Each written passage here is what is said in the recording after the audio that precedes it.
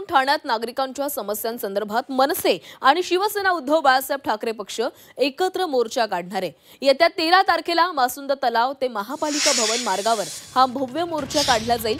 ठाणे शहरातील पाणी समस्या, रस्त्यातील खड्डे आणि इतर नागरी सुविधांना अनुसरून असणार हा मोर्चा असणार आहे। मनसे शिवसेना उद्धव बाळासाहेब ठाकरे पक्षाचा हा एकत्र मोर्चा असेल।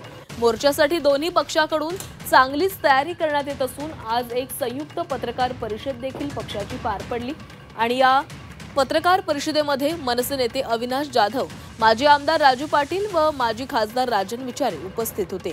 या मोर्चामध्ये आता शिवसेना उद्धव बाळासाहेब ठाकरे पक्ष व मनसे पक्षासोबत राष्ट्रवादी शरद पवार पक्ष व काँग्रेस पक्ष सहभागी होणार का याकडे सर्वांचेच लक्ष लागले। शासनाच्या माध्यमातून भरपूर असा निधी त्या ठिकाणी आणला गेला, पण त्या निधीचं पुढे काय झालं, मग ते MMRD असेल, त्याचबरोबर सिडको असेल किंवा इतर नगरविकास असेल, कोट्यावधी रुपयाची कामं केली आहेत, परंतु ती कामं सुद्धा दिसत नाही। आणि म्हणून या भ्रष्ट कारभाराचा पर्दाफाश करण्यासाठी या ठिकाणी शिवसेना आणि मनसे या ठिकाणी एकत्रितरित्या या अधिकाऱ्यांना जाब विचारण्यासाठी आम्ही त्या ठिकाणी जातो।